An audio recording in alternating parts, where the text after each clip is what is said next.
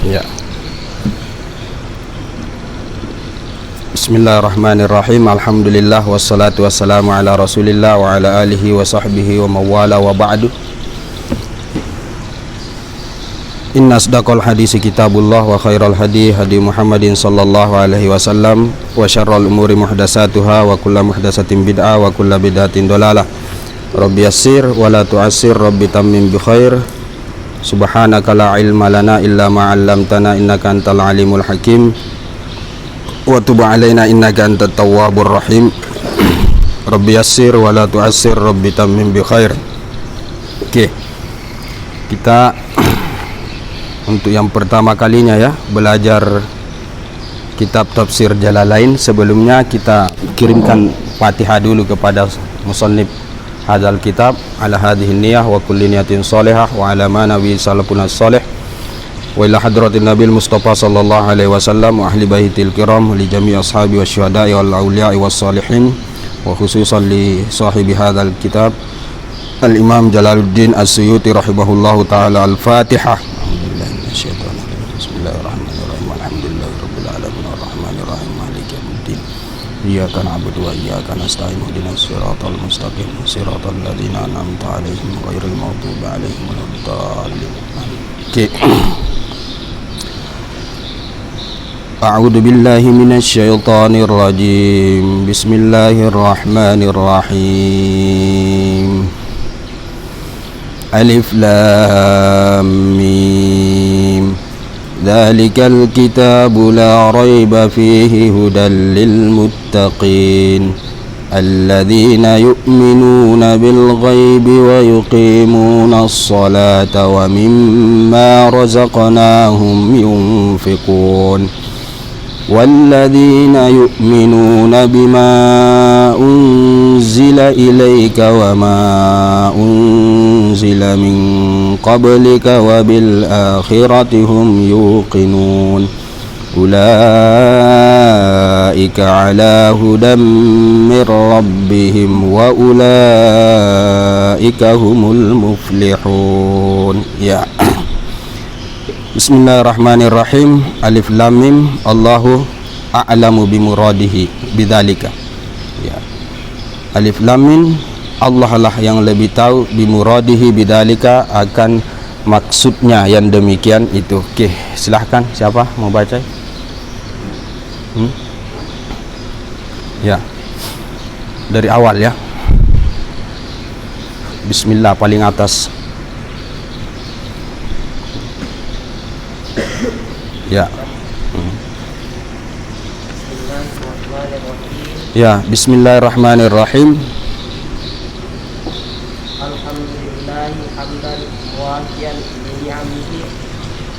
Ya, alhamdulillah, segala puji bagi Allah.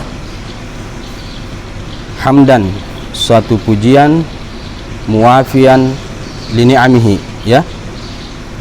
Muwafian yang menandingi ya, atau yang menutupi bini'amihi akan nikmat-nikmatnya. Nah, di sini tidak ada di dalam kitab ini. Ada kitab di situ tafsiran yang tidak terpakai? Ada? Tidak ada ya?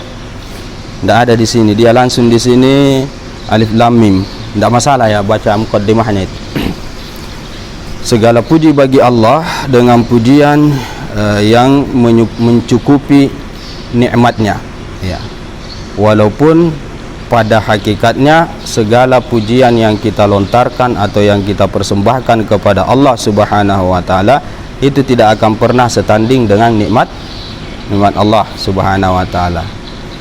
Tetap itu kita tidak akan mampu berterima kasih dengan apapun bentuk kepada Allah Subhanahu wa taala atas segala nikmat yang Dia berikan kepada kita. Dalam ayat dikatakan, wa in ta'uddu ni'matallahi la tuhsuha. Apabila kalian menghitung nikmat Allah Subhanahu wa taala, maka kalian tidak akan mampu menghitungnya. Otomatis terima kasih kita, pujian kita, hamdan kita kepada Allah Subhanahu wa taala itu tidak akan pernah menandingi nikmatnya. Nah, jadi dari sekian banyak para ulama mereka berkesimpulan bahwa pujian ini itu hamda yuwafi ni'amahu wa yukafi'u mazida, itu adalah pujian yang tinggi sekali, sebagian ya, itu yang paling tinggi. Bahkan ulama-ulama fikih mengatakan begini, andai kata ya ada seseorang yang bernazar ingin memuji Allah Subhanahu wa taala dengan pujian yang terbaik, maka pujian yang mana itu? Karena banyak, ada alhamdulillahilladzi an'ama ibadihi an ibadahu, ada pujian alhamdulillahilladzi anzalal Qur'an. Banyak sekali bentuk-bentuk pujian. Dari semua bentuk-bentuk pujian itu, ulama fikih mengatakan atas dasar orang yang bernazar tadi, maka yang paling tepat adalah yang hampir sama dengan yang diucapkan oleh Al-Imam As-Suyuti di situ, hamdai yuafi ni'amahu. Walaupun di situ bahasanya muafian ya, sebenarnya hamdai yuafi ni'amahu itu ungkapan dari Rasul sallallahu alaihi wasallam. Itu pujian dari Rasul dalam satu riwayat, tapi beliau sedikit rubah itu. Jadi yuafi menjadi muafian ni'amahu. Itu iktibasnya dari hadis, diambil dari hadis. Para ulama memaafkan perubahan sedikit di dalam hadis, tidak jadi masalah, tetap dikategorikan sebagai iktibas ya, kutipan dari satu atau pengambilan dari satu hadis. Oke. Jadi pada dasarnya begitu, hamdai muafian li ni'amihi ya, pujian yang mencukupi nikmat-nikmat Allah Subhanahu wa taala. Garis bawahnya, walaupun itu tidak akan pernah mencukupi atau menutupi segala nikmat yang Allah berikan kepada kita. Kenapa? Kenapa kira-kira? Kenapa tidak bisa? Segala puji bagi Allah sebanyak buih di lautan, misalnya itu kan pujian. Segala puji bagi Allah sebanyak pasir yang ada di muka bumi.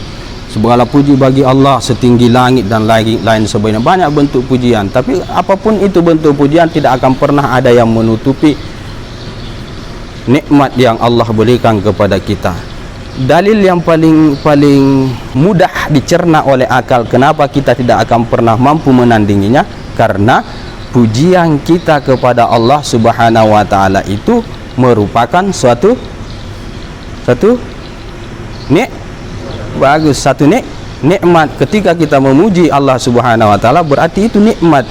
Nah, kalau dia nikmat, berarti harus diterima kasihkan lagi, mau dipuji lagi Allah. Alhamdulillah yang kita ucapkan itu nikmat dari Allah Subhanahu wa taala, ya kita puji lagi, dan tidak akan ada habis-habisnya. Itu kata para ulama, tidak pernah akan tertutupi. Oke, terus. Hah? Ya, ada. Ya, makasih ya. Ya. Mukafian limazidihi ya.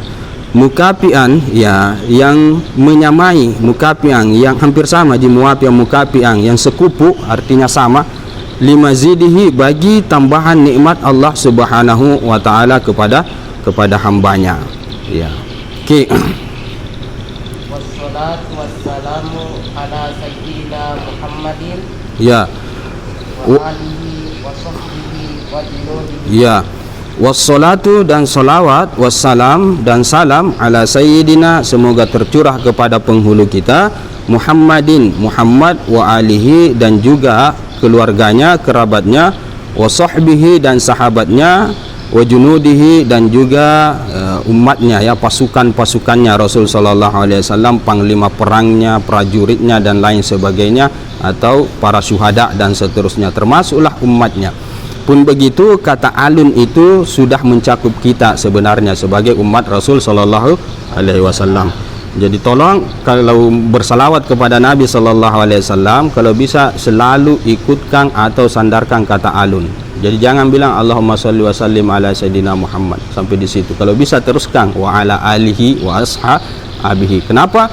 Karena sebagian ulama mengatakan alun itu, versi Al-Imam An-Nawawi, adalah jami'ul mukminin, semua orang yang beriman itu masuk dalam kategori kata al. Ya, secara tidak langsung kalau kita mengatakan wa ala alihi, sebenarnya kita sedang mendoakan diri kita sendiri. Nah, itu intinya. Jadi kalau bisa lanjutkan kepada alihi kalau memang kita pengamal solawat kepada Rasul sallallahu alaihi wasallam. Oke.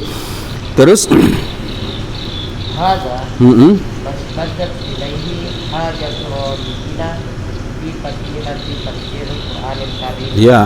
Hadza ini mastaddat ilaihi adalah apa yang sangat membutuhkan ya kepadanya, hajatnya orang yang ragibina, orang-orang yang ingin sekali ya, fi takmilati tafsiril Qur'anil Karim, dalam menyempurnakan tafsir Al-Qur'anul Karim. Ya, ini yang beliau akan karang ini adalah sesuatu yang sangat dibutuhkan oleh siapa saja yang ingin menyempurnakan tafsir Al-Qur'an Al-Karim, alladzi allafahu, yang mana ia dikarang oleh Al-Imam Al-Allamatu Al-Muhaqqiq Jalaluddin Muhammad bin Ahmad Al-Mahalli Asy-Syafi'i rahimahullahu taala, yang dikarang oleh Al-Imam Al-Allamah yang sangat alim, Al-Muhaqqiq, ulama tahqiq ya. Muhaqqiq, ulama muhaqqiq itu adalah ulama yang mampu untuk menentukan mana yang paling kuat dari perbedaan-perbedaan pendapat. Dia yang tahqiqkan, oh ini yang paling kuat. Nah, itu disebut dengan muhaqqiq, dan dia punya keahlian yang lebih berbanding dengan ulama-ulama yang lain. Siapa dia? Jalaluddin ya. Yang besarnya agama, yang mulianya agama, itu gelar beliau. Muhammad namanya, anaknya Ahmad Al-Mahalli, Al-Imam Al-Mahalli Asy-Syafi'i rahimahullahu taala, yang bermazhab Syafi'i rahimahullahu taala. Jadi Al-Quran yang dikarang oleh Al-Imam As-Suyuti itu merupakan takmilah, penyempurna dari apa yang telah dikarang oleh Al-Imam Mahalli. Nah, Al-Imam Al-Mahalli itu hanya mengarang bagian 1/2 terakhir daripada Al-Quran. Makanya ini kitab disebut dengan tafsir Jalalain. Tafsir Jalalain, dua ulama besar. Siapa dia? Satu Al-Imam As-Suyuti, yang kedua adalah Al-Imam Mahalli. Nah, yang lebih dulu mengarang siapa? Al-Imam Mahalli. Al-Imam Mahalli ini adalah guru beliau. Jadi yang dia karang Al-Imam Mahalli rahimahullahu taala adalah 1/2 terakhir di Al-Quran, tapi kemudian beliau meninggal dunia.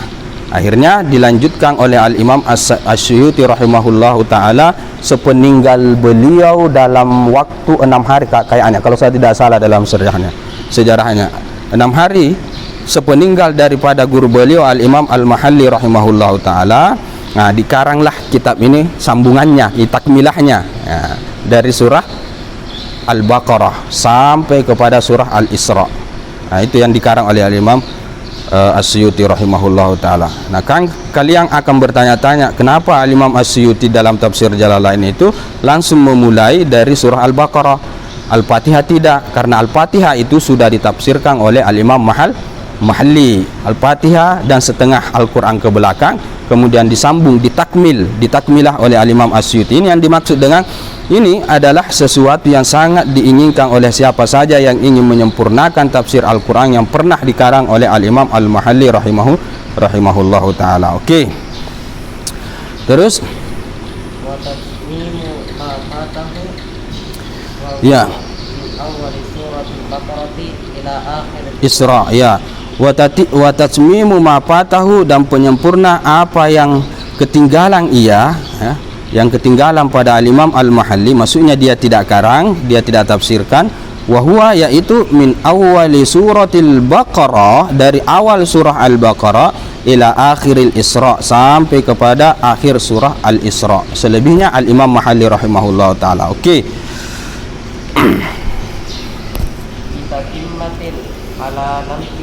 Ya, bitatimmatin ya, dengan tatimah, penyempurnaan ya, disempurnakan oleh Al-Imam As-Suyuti alam namtihi, sesuai dengan pemaparan Al-Imam Al-Mahalli, sesuai dengan metode Al-Imam Mahalli, sesuai dengan manhaj Al-Imam Mahalli. Jadi Al-Imam As-Suyuti dalam mengarang tafsir Jalalain ini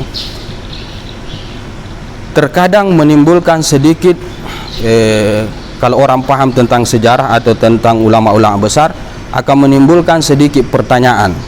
Pertanyaan apa yang muncul? Pertanyaan yang muncul, kenapa Al-Imam As-Suyuti rahimahullahu ta'ala di dalam tafsir Jalalain, dalam tafsirnya Jalalain itu kayak bukan dia. Maksudnya kayak tidak mencerminkan kehebatan dia sebagai seorang ulama yang sangat hebat. Imam Suyuti ini ulama hebat ya, sebagai seorang ulama yang mutafannin. Apa dari sisi mananya? Dari sisi beliau biasa-biasa saja dalam tafsir Jalalain. Tidak begitu luas pembahasannya, biasa-biasa saja. Padahal beliau ulama luar biasa sekali. Beliau kalau mengarang satu kitab, itu penjelasannya sangat luas, sangat detail sekali, sangat luas. Makanya beliau disebut dengan Ibnul Kutub, anak kitab, si anak kitab, karena memang malakah keilmuannya itu luar biasa sekali. Itu terlihat dari karya-karyanya seperti Asbah wan Nadhair dan lain sebagainya. Terlihat muntong di situ kalau di dalam kitabnya. Oh, hebat sekali Al-Imam As-Suyuti kalau menulis satu kitab. Tetapi kemudian begitu kita lihat tafsir Jalalain, apa yang ada tergambarkan pada saat itu seakan-akan tidak mencerminkan dia sebagai ulama besar. Nah, ini jawabannya. Kenapa beliau sampai seperti itu? Karena beliau menyempurnakan yang pernah dikarang oleh gurunya. Gurunya Imam Mahalli rahimahullah ta'ala, begitu cara menafsirkannya, ringkas, padat, pendek. Akhirnya beliau ikut metode itu, tidak dipanjang lebarkan dan tidak diterangkan secara luas, secara bahar, secara lautan dan lain sebagainya, tapi seperti apa yang sudah dikarang oleh gurunya. Dan itu kata para ulama salah satu adab dari seorang murid terhadap gurunya, bagian daripada adab. Sampai ke tahap itu Al-Imam As-Suyuti ya tidak mau menampakkan dirinya, tidak mau mendahului kehebatan gurunya. Akhirnya dia begitu-begitu saja cara beliau dalam menafsirkan Al-Quran. Nah, ini yang dimaksud dengan bitatimmatin ala namti, sesuai dengan metode atau caranya siapa guru beliau, Al-Imam Al-Mahalli. Terus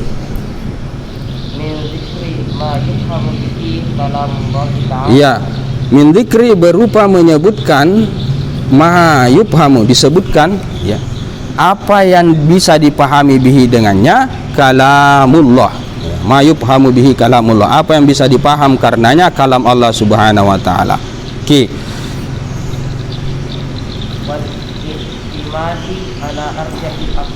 Ya, wal i'timadi, dan bersandar, berpegang ala arjahil aqwali, atas yang paling kuatnya pendapat-pendapat. Jadi beliau dalam menafsirkan tafsir Jalalain ini, rata-rata pendapat yang beliau kemukakan di dalamnya, nanti kita akan bahas panjang lebar, itu rata-rata pendapat dari sekian banyak pendapat yang ada, dialah yang paling terkuat. Jadi tak perlu ragu sebenarnya tafsir Jalalain terhadap apa yang dimuat di dalamnya terkait dengan masalah hukum, terkait dengan masalah pendapat, karena itu yang paling arjah. Nah, menurut Al-Imam As-Suyuti rahimahullahu taala. Apalagi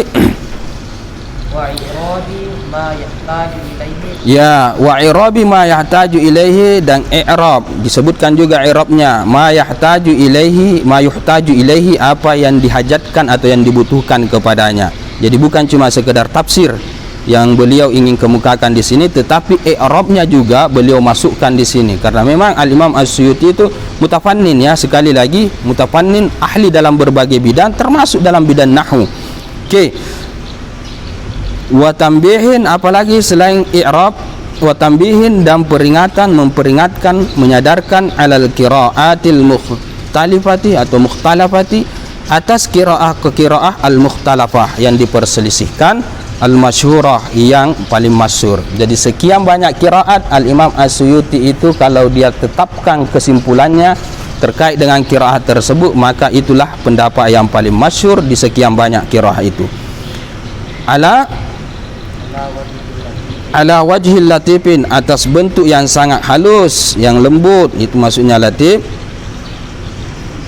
Wa ta'birin wajizin, dan ibarat-ibarat yang ringkas, ya, ringkas, padat, bermakna. Nah, itu metodenya. Oke.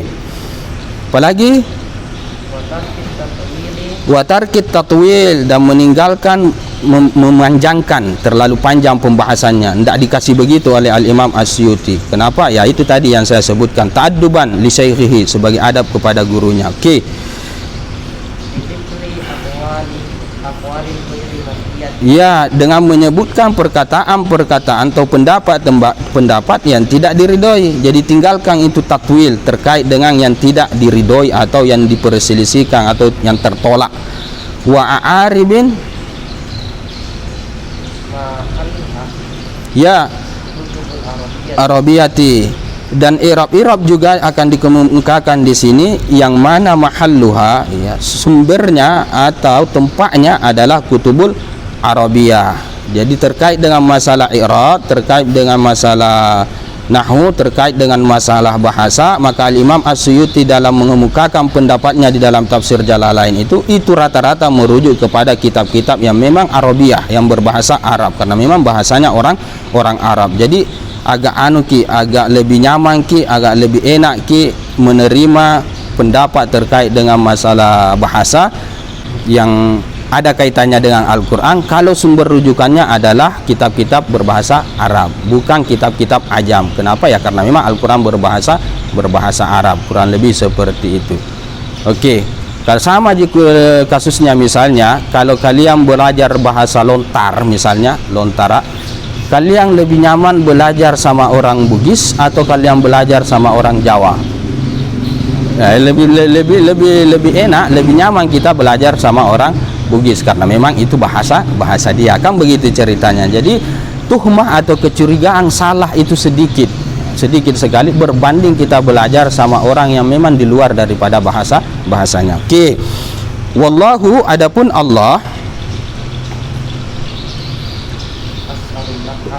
ya as'alun naf'a, ya aku meminta manfaat bihi dengannya, semoga ada manfaatnya, fid dunya, di dunia, wa ahsanal jazaa alaihi fil uqba, dan yang paling bagusnya balasan alaihi ke atasnya fil uqba, di akhirat kelak, bimannihi, dengan anugerahnya, wa karamihi, dan juga kemuliaannya. Itu harapan terakhir di muqaddimah ini yang dikemukakan oleh Al-Imam Suyuti terkait kitab beliau ini. Okey, itu sedikit mukaddimahnya. Barulah kita masuk kepada surah Al-Baqarah. Nah, masuk lagi kepada surah Al-Baqarah. Okey, sebelum kita masuk kepada surah Al-Baqarah, kita harus tahu dulu pengarang kitab ini, atau setidaknya ada gambaran tentang beliau. Karena begini, keberkahan suatu kitab itu akan didapatkan secara utuh sepenuhnya kalau kita tahu siapa pengarang kitab tersebut, minimal gambaran saja.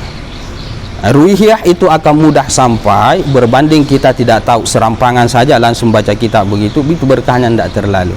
Jadi kurang lebih ibaratnya itu, kalau ada orang yang memberikan kalian sesuatu misalnya yang berharga, kira-kira kalian lihat barangnya itu kah lebih dulu atau orangnya? Hah?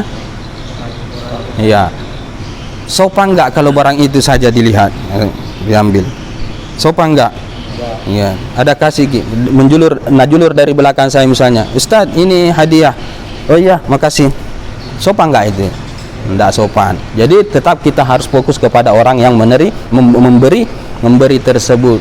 Kita diperlakukan begitu, senang enggak?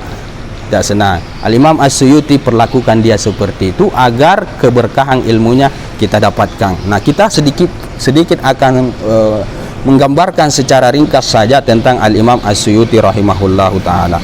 Jadi beliau ini adalah ulama besar yang berasal dari daratan Afrika, suatu desa yang namanya Asyut. Nah, sekarang sudah jadi distrik, itu sudah jadi kota besar itu ya. Dulu desa Asyut, kemudian jadi Nasabiyah, kelak di belakang namanya menjadi As-Suyuti, daerah-daerah Mesir itu, bagian selatan Mesir, di bagian selatan. Di situ beliau terlahir. Namanya ya Al-Hafiz Jalaluddin Abdurrahman As-Suyuti. Lahirnya di Suyuti. Nah, beliau yatim kasihan. Meninggal bapaknya dalam usia 6 tahun kalau saya tidak salah. Jadi dia yatim pada saat itu.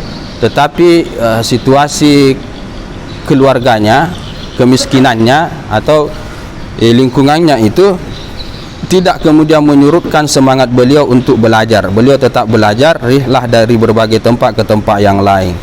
Dari Suyuti beliau rihlah kemana? Ke Mahalla. Mahalla itu ya dekat di Kairo itu, daerah-daerah Mesir kota kurang lebih seperti itu. Beliau belajar di situ. Orang-orang tuanya ke atas itu tidak ada yang dibilang ulama besar. Tidak ada seperti Al-Imam Al-Ghazali, tidak ada seperti Al-Imam Al-Muzani, itu jadi orang biasa di ke atas itu. Kalau di dalam Al-Istqan beliau sendiri menceritakan bahwa ke atas, generasi ke atas daripada nenek moyang saya tidak ada orang yang fokus dalam bidang agama kecuali hanya dua. Pertama adalah bapaknya. Tapi bapaknya ya semacam orang soleh saja, semacam orang ustaz saja, bukan jadi seorang ulama yang besar sekali bapaknya. Yang kedua adalah neneknya yang paling di atas, tetapi itu pun dalam bidang tarekat, dalam bidang ilmu tasawuf. Tidak ada yang mencolok. Yang selebihnya ada yang pedagang, ada yang hakim, ada yang jadi pengatur keamanan, yang kayak seperti itu saja orang-orang tuanya. Tetapi kemudian beliau hebat sekali karena memang orang tuanya itu soleh, ya, orang tuanya soleh, banyak perhatiannya terhadap agama. Ada dua riwayat tentang lahirnya beliau. Ada satu mengatakan bahwa bapaknya itu adalah seorang pustakawan, satu. Jadi beliau terlahir di tempat pustakawan, tempat kitab-kitab itu, makanya digelar beliau Ibnul Kutub. Jadi wajar dia hebat karena dia terlahir di situ. Itu satu. Ada juga yang mengatakan bahwa bapaknya memang suka membaca, bapaknya itu. Suatu ketika dia suruh ibunya untuk membeli, bapaknya lah ceritanya, istrinya dia suruh untuk membeli kitab di perpustakaan, untuk meminjam kitab di perpustakaan. Berangkatlah ibunya, tapi ibunya hamil pada saat itu, hamil tua. Sampai di perpustakaan itu, maktabah itu, tiba-tiba lahir, tiba-tiba keluar, lahir Al-Imam As-Suyuti. Mungkin tapak ulannya mungkin ya, karena lahir di kitab, makanya beliau hebat sekali dalam masalah kitab. Seperti itu kelahirannya. Nah, rihlahnya banyak sekali, gurunya banyak sekali, muridnya juga. Yang paling terkenal muridnya itu Ibnu Iyas, ahli sejarah, begitu juga Al-Imam Daud.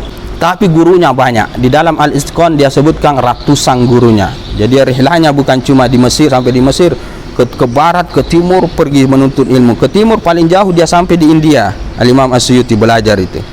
Ya, saking antusiasnya dalam ilmu pengetahuan itu. Dia hafal Al-Quran dalam usia sekitar 7 tahun, berjalan 7 tahun. Bahkan pada saat itu dia sudah hafal Alfiya Ibnu Malik, dia sudah hafal Al-Umdah, dia sudah hafal Al-Minhaj. Bayangkan usia berapa? 7 tahun. Itu luar biasanya Al-Imam As-Suyuti. Kalau Al-Quran sih ya masih banyak yang kita dengar. Ada yang bisa hafal usia 7 tahun, bahkan sampai zaman sekarang pun ada yang seperti itu. Tapi kalau mau dihafal juga Alfiya, mau dihafal juga Umdah, mau dihafal juga Minhaj, itu luar biasa sekali kalau ada orang yang bisa saat ini. Oke. Gurunya yang paling lama dia menuntun adalah Al-Imam yang diistilahkan Ustazul Wujud, Al-Imam Al-Kafiyaji. Paling lama dia 14 tahun di situ menuntut ilmu. Tapi mazhab Hanafiyah kalau saya tidak salah itu, Al-Imam Al-Kafiyaji. Tapi tidak masalah ya. Mau belajar ke mazhab yang mana saja silahkan. Oke. Karya-karya beliau jangan dibilang. Karya-karya beliau itu banyak sekali, ratusan sekali. Ya, dari sisi ilmu tafsir ada gurunya, dari sisi ilmu bidang fikih ada gurunya, dari sisi bidang nahwu ada semua itu, nabi-nabi. Jadi sepatutnya begitu kalau belajar. Jadi Al-Imam As-Suyuti itu banyak gurunya. Gurunya dalam bidang fikih adalah Al-Imam Alamuddin Al-Bulkini. Al-Imam Al-Bulkini, dua bersaudara itu, gurunya itu dalam bidang fikih. Karyanya banyak sekali. Salah satunya dalam bidang tafsir adalah Tafsir Jalalain, Tabaqatul Mufassirin, Al-Itqan fi Ulumil Quran. Dalam bidang hadis ada Al-Is'aful Mubta' fi Rijalil Muwatta', ada juga Tanwirul Hawalik. Dalam bidang sejarah ada Tarikh Khulafa. Dalam bidang nahwu ada sarahnya Ibnu Alfiyah. Itu disarahkan oleh beliau. Banyak sekali karya-karyanya itu Al-Imam As-Suyuti rahimahullahu taala. Oke. Itu sedikit gambaran daripada Al-Imam As-Suyuti. Nah, kita masuk pada surah Al-Baqarah. Silahkan ya. Bismillahirrahmanirrahim. Alif Lam Mim. Ya, Alif Lam Mim. Allahu a'lamu bimuradihi. Ya, Allahu a'lam bimuradihi. Allah lah yang lebih tahu akan maksud yang demikian itu. Jumhur ulama pendapatnya seperti itu. Jadi setiap huruful muqatta' atau hurufut tahajji yang ada fi awailis suwar, itu pendapat yang paling kuat dari semua pendapat adalah Allahu a'lam bimuradihi. Walaupun kita tidak boleh kesampingkan sebagian ulama mengatakan bahwa itu adalah nama Allah Subhanahu wa taala. Ada juga yang mengatakan itu adalah singkatan nama Allah Subhanahu wa taala. Ada juga yang mengatakan bahwa dia adalah qasam, harfu qasam. Alif lam mim itu qasam. Langsung satu keutuhan itu adalah qasam. Ya. Tetapi tetap kita fokus di sini. Jumhur ulama mengatakan alif lam mim Allahu alam bimuradi bidzalika. Selesai masalah karena dia adalah masuk ayat mutasyabih, dan ayat mutasyabih itu hanya Allah yang tahu maknanya. Okey. Zalika yang demikian itu artinya hada ini alkitabu, kitab ini ya yang dibaca dia oleh Muhammad, tidak ada keraguan, la syakka, ya tidak ada kebimbangan, fihi padanya, ya semuanya benar, la raiba fihi. Okey. Ya, tidak ada keraguan bahwa dia dari Allah Subhanahu wa taala, dari sisi Allah Subhanahu wa taala, bukan dari sisi Rasul sallallahu alaihi wasallam, bukan, tapi dari Allah Subhanahu wa taala. Nah, dari Allah itu bagaimana? Hilafiah kalangan para ulama, ada yang mengatakan dari Allah lafaznya dan maknanya, selesai. Ada juga yang mengatakan tidak, dari Allah itu maknanya tapi lafaznya Rasul sallallahu alaihi wasallam yang melapaskan. Ada yang seperti itu, tapi yang paling kuat pokoknya makna dan lafaznya itu dari Allah Subhanahu wa taala. Bahkan lebih jauh susunannya juga dari Allah Subhanahu wa taala. Okey, min indillah, dari sisi Allah, bukan dari Rasul sallallahu alaihi wasallam. Terus ya, wa jumlatun nafi, jumlah dari nafi ini la raiba fihi, khabrun itu adalah khabar mubtada'uhu dzalika, mubtada'nya adalah dzalikal kitabu la raiba fihi.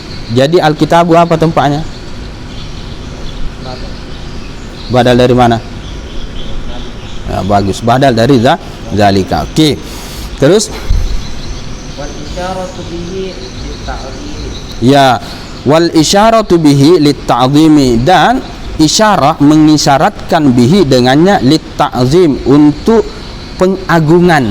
Jadi zalika dianggap jauh, tidak bisa diapa-apa, berarti itu mengindikasikan dia sesuatu yang mulia. Nah, itulah Al-Qur'an. Jadi al-isyaratu bihi lit-ta'zim, ya mengisyaratkan dengannya itu lit-ta'zim kitab itu. Okey.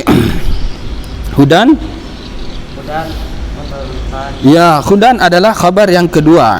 Ya, khabar yang pertama la raiba fihi. Hudan adalah petunjuk.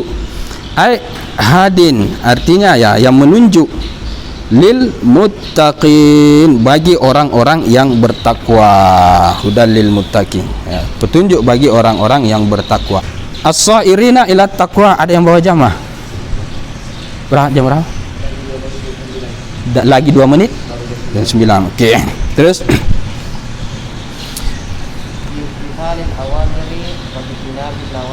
ya, as-sairina ila taqwa, ya yang as-sairina yang menjadi kepada takwa, ya as-sairina ila taqwa yang jadi kepada takwa.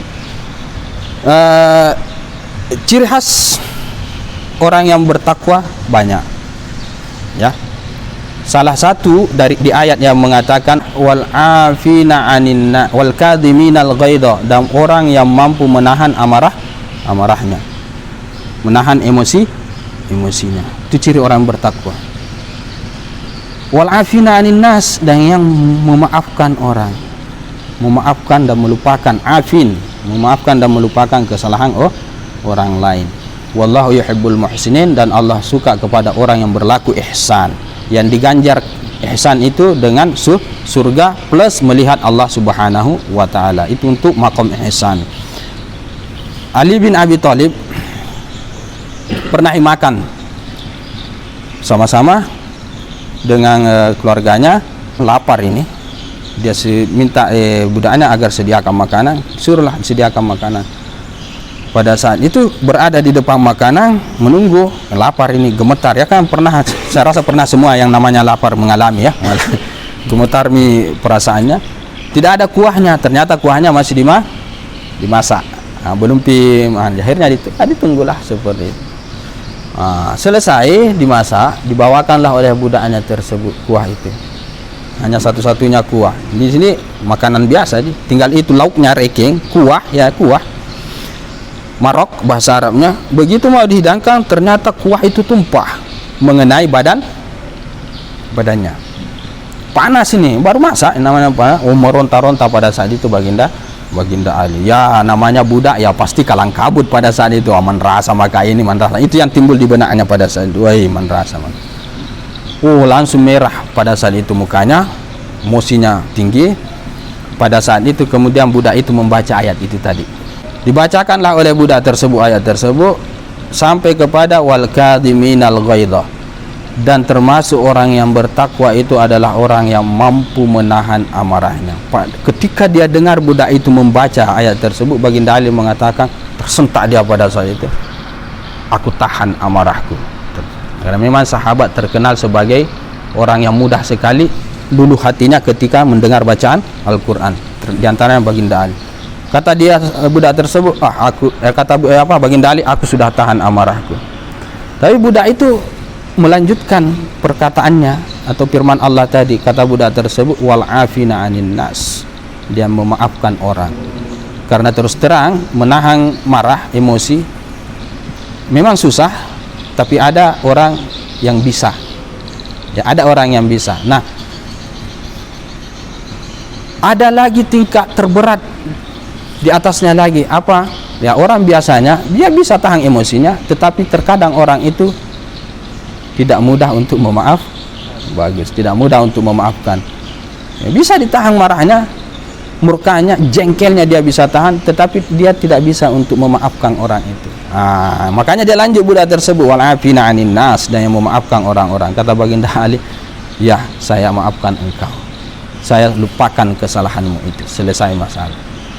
Kemudian dilanjutkan lagi oleh budak tersebut, wallahu wal kadhiminal ghaidha wal afina anin nas wallahu yuhibbul muhsinin, dan Allah cinta kepada orang-orang yang berlaku baik.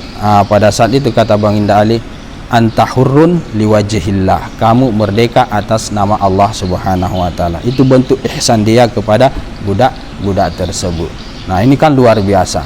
Kalau kalian ditampar oleh seseorang, ujung-ujungnya kalian kasih dia hadiah, ada yang bisa enggak? Enggak bisa. Minimal kita disentil oleh seseorang, ya paling kita sentil juga dia, atau kita tempelin juga dia. Nah, ada juga yang ditempelin sama orang, ya dia enggak membalas tempelan, tetapi dalam hatinya, sakit sekali, susah untuk dia maafkan. Ada orang yang mungkin setelah ditempelin, dia bisa melupakan kesalahan orang lain, tetapi dia tidak bisa untuk berlaku baik balik kepada orang tersebut. Nah, orang yang bisa melakukan itu, itulah ciri orang yang bertakwa. Berat enggak? Ya, jelas berat. Jelas itu berat. Ada orang tempeleng langsung dikasih uang 1 juta. Bisa enggak? Jelas itu berat. Jangan dikasih uang 1 juta untuk memaafkan dia saja, itu masih terlalu berat. Tetapi yakinlah, di antara manusia yang ada di muka bumi ini ada orang yang seperti itu, ada yang bisa seperti itu. Dan itu sifat orang yang bertakwa yang diajarkan oleh Rasul sallallahu alaihi wasallam. Oke. As-sairina ila taqwa. Nah, biimtisalil awamir wa ijtinabin nawahi. Nah, dengan menunaikan segala perintah Allah dan menghindarkan segala larangan Allah Subhanahu wa taala. Ta'rif umum daripada takwa. Takwa itu apa? Kalau ada orang tanya, ini jawabannya, menunaikan segala perintah Allah dan menghindari segala nawahinya, larangan Allah Subhanahu wa taala. Itu yang paling umum. Di dalam Kifayatul Atqiya, imtisalul awamirillah wa ijtinabun nawahi zahiran wa batinan ma'a istisyari ta'zimi lillah. Itu karakter orang yang bertakwa. Kenapa kalau hanya sekedar imtisalul awamir wa ijtinabun nawahi masih rawan? Mengamalkan segala perintah Allah dan meninggalkan segala larangannya masih rawan. Harus ada zahiran wa batinan, secara zahir dan secara batin. Ya, paham ya? Paham maksud saya ya? Ada orang rajin sholat, ya, pernah mabukan? Enggak. Minum? Enggak pernah. Berzina? Enggak pernah mentong. Sholat, sedekah dan lain sebagainya. Tetapi batinnya periksa. Jangan-jangan ada kebencian. Jangan-jangan masih ada niat ingin melakukan kesalahan.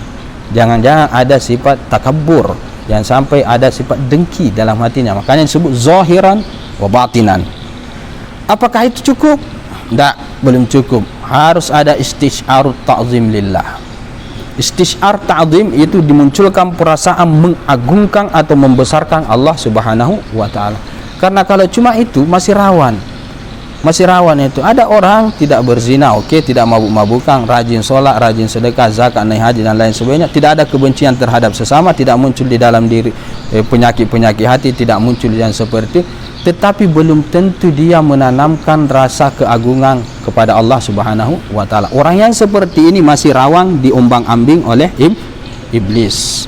Saya tanya kalian, preman di pasar itu, preman kampung yang melakukan kekejaman dan lain sebagainya, kira-kira mereka tahu nggak kalau apa yang mereka lakukan itu salah? Tahu, mereka tahu sebenarnya, tetapi itu tertutupi. Apa yang menutupi itu ya keduniaan kalau kita berbicara kitab. Tetapi inti dia agar supaya dia tidak tertutupi, apa? Tanamkan kebesaran Allah di dalam hati. Kalau kebesaran Allah muncul di dalam hati, begitu mau melakukan, Allah ini Allah yang besar di dalam dirinya. Jadi makanya para ulama mengatakan ta'rif paling tepat tentang takwa itu tadi yang dipaparkan di dalam kitab Al-Kifayatul Azkiyah. Jadi ijtinabun nawahi, imtisalul awamir wa ijtinabun nawahi zahiran wa batinan ma istisyari ta'zim lillah. Jadi ada 4 tingkatan itu tentang ketakwaan itu secara kriteria. Di sini umumnya tarif, di sini tarif umum, intisalul awamir wa ijtinabin nawahi. Oke. Terus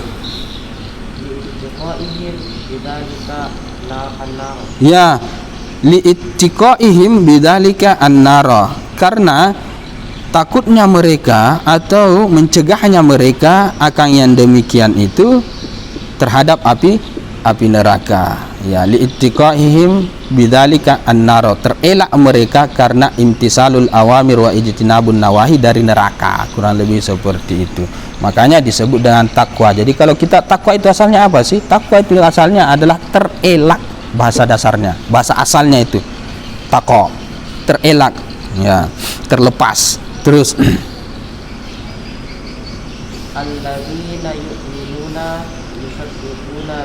oke.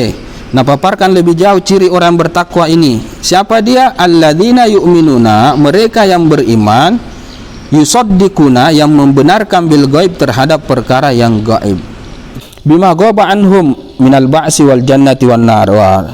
Bima ghaba, terhadap apa yang berlindung dari mereka, minal ba'si, berupa hari kebangkitan, wal jannati, dan surga, wan nari, dan begitu pula neraka, dan selainnya yang tidak dirasakan itu. Ya. Ya, dan yang mendirikan salat. Ya. Hai. Ya. Ya, artinya yang mendatangkan salat tersebut dengan hak-haknya, itulah yang disebut dengan yuqimunas shalah, bukan fa'alunas shalah atau yaf'alunas shalah, tetapi yuqimuna. Nah, yuqimuna itu hak-hak salat itu harus terpenuhi. Dia punya 2 hak. Satu, hak zahiriyah, syarat rukun sunnah terpenuhi, dan syarat yang kedua adalah batiniyah atau ruhiyah. Itu hak solat itu yang paling banyak yang terjadi di masyarakat, bahkan rata-rata yang zahiriyah saja. Jadi tidak ada itu hak yang selanjutnya, yaitu hak ruhiyah solat itu tidak. Saya tidak mengklaimnya, tapi hampir para ulama juga mengatakan seperti itu. Jadi banyak orang yang solat tetapi maksiat juga jalan. Nah, ini berarti ruhiyah solat itu tidak ada. Bagaimana caranya mendapatkan ruhiyah solat? Yaitu tadi harus belajar ilmu adab, akhlak. Karena 2 itu tidak bisa dipisahkan. Tolong jangan pisahkan. Satu ilmu fikih, yang kedua ilmu tasawuf. Tidak bisa dipisahkan. Imam Malik mengatakan kalau satu saja hampa, kalau satu saja bolong, yang satunya kurang lebih seperti kosong. Di menjam abainahuma faqad tahaqqaq, siapa yang menyempurnakan keduanya, ilmu fikih dan ilmu tasawuf, maka dia qad tahaqqaq, sudah sampai kepada maqam hakikat, seperti itu. Jadi rata-rata bahasa orang awam, tidak ada isinya itu solat, tidak ada. Memang sih sempurna sunnahnya, rukunnya, syaratnya sempurna betul, bahkan bajunya dan lain sebagainya sempurna, pakaian sunnahnya sempurna. tetapi ruhiyah solat itu tidak ada. Apa ya? Itu yang paling penting sebenarnya. Nah, ruhiyah itu bukan pembahasan-pembahasan fikih, tetapi pembahasan-pembahasan tasawuf itu yang seperti itu. Jadi cari yang begitu-begitu ruhiyah solat. Banyak riwayat yang solat itu diangkat ke langit dalam keadaan lipat-lipat dalam riwayatnya itu. Diangkat ke langit, dilipat-lipat. Ini solatnya orang yang tidak beres, ini yang tidak benar dari sisi haknya, ya, baik zahiriyah dan ruhiyahnya itu. Diangkat ke langit dalam keadaan hitam, kemudian pintu langit tertutup. Kemudian solat itu dilipat-lipat, dilemparkan kepada mukanya orang tersebut sambil dikatakan doyya'akallah kama doyya'ani, semoga Allah menyanyiakanmu sebagaimana engkau menyanyiakan hak-hakku. Itu dalam satu riwayat. Tapi kalau yang sempurna hak solat tersebut, maka dia adalah naik ke atas dalam keadaan terang putih, dibukakan pintu langit tembus kepada Allah Subhanahu wa taala. Inilah solat yang dimaksud yanha anil fahsya'i wal munkar, solat yang mencegah dari perbuatan keji dan tercela. Rajin solat tapi membencinya juga rajin, si bombeknya juga rajin, menggibahnya juga rajin solat, tetapi masih ada suuzon, masih ada perasaan macam-macam dalam. Nah, ini solat yang seperti ini perlu diperbaharui lagi. Jadi kita di sini tidak belajar itu, ada sih, tetapi hanya isyarat. Yang kalian pelajari Irsyadul Ibad, kitab-kitab adab di sini, pelajari itu, dalami, pahami betul itu ilmu-ilmu tasawuf dan lain sebagainya. Hilangkan itu dulu yang ada di dalam itu, yang tidak baik atau yang disebut dengan amradul qulub. Bihuquqiha, kata Imam As-Suyuti, ya'tuna biha bihuqi, dengan haknya solat tersebut. Kalau mau lihat solat yang dilaksanakan secara hak ya, sebagian ulama mengatakan kalau dia buang takbiratul ihramnya, dia tidak sadar siapa yang di kiri dan kanannya. Itulah sifat orang yang menunaikan solat dengan penuh hak. Dan memang ada riwayat itu. Khusyuk itu adalah ketika kamu tidak tahu siapa yang di kirimu, kamu tidak tahu siapa yang di kanan kamu. Kita tidak masuk sholat dikenal semua itu yang di samping kanan. Siapa ini teman-teman saya, dikenal semua dan lain sebagainya. Dia tidak. Bahkan kata Imam Junaid kalau tidak salah itu, kalau saya buang takbir saya melompat-lompat maka di sekelilingku saja, tidak masalah. Kenapa? Karena dia sedang asik dengan Allah Subhanahu. Tidak rasa itu orang melompat-lompat dan lain sebagainya, keluyuran. Waktu itu ungkapan dia, Baginda Ali pernah dalam satu perangan kena panah pahanya, tembus, mau ditarik, mau dicabut oleh sahabat yang lain. Kata Baginda Ali, tahan, jangan, saya sholat dulu, nanti pada satu sholat baru kamu cabut. Sholat dia pada saat. Setelah selesai itu sholat, baru dah sudah cabut nih, betul lihat sudah tercabut. Bayangkan, tidak rasa ketika dia dalam sholat. Nah, ini sholatnya orang yang menunaikan sholat itu secara dua hak itu. Oke, jadi yukimunas sholata itu adalah yu'tuna biha bihuquqiha, yang mendatangkannya dengan hak-hak sholat tersebut itu. Oke. Wa mimma razaqnahum, dan dari apa yang telah kami rezekikan kepada mereka, atainahum, ya kami berikan kepada mereka, yumpikun, yang mereka infakkan. Berapa menit lagi? 6 menit. Oke. Ya. Ya, yumpikuna, mana tadi? Ya, yumpikuna, mereka infakkan fi taatillah, dalam ketaatan kepada Allah Subhanahu wa taala. Mau dia zakat, mau dia sedekah. Sedekah terbagi dua, ada yang kepada kerabat dan kepada yang lain. Pokoknya fi taatillah, fisabilillah terus. Walladzina yu'minuna bima unzila ilaika.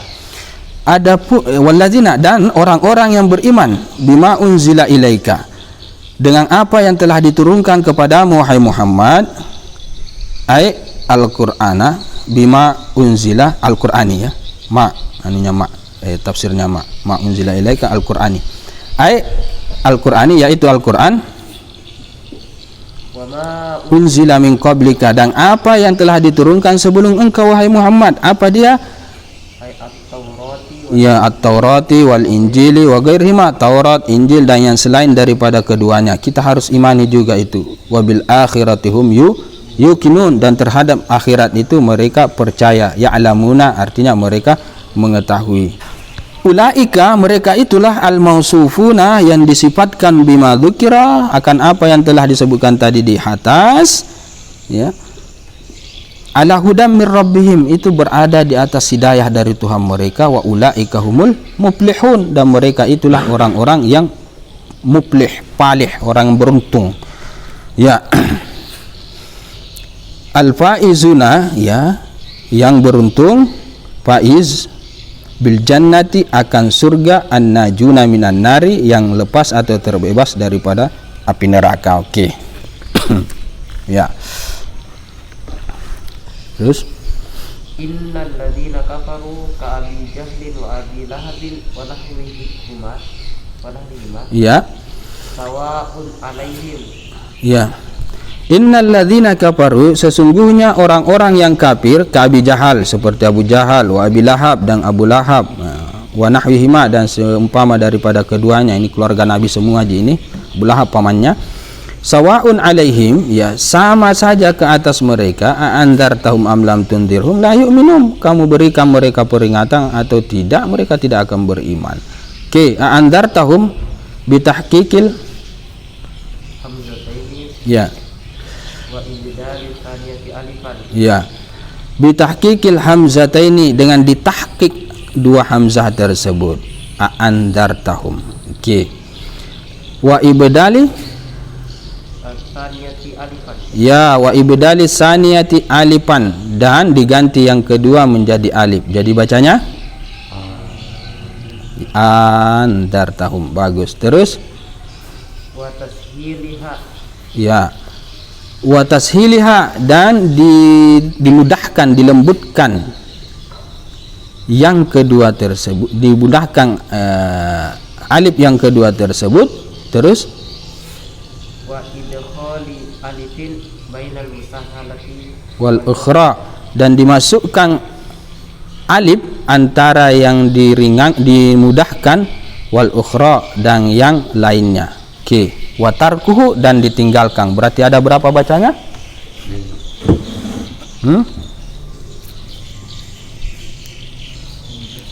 Berapa? Satu. Anzar, aduh.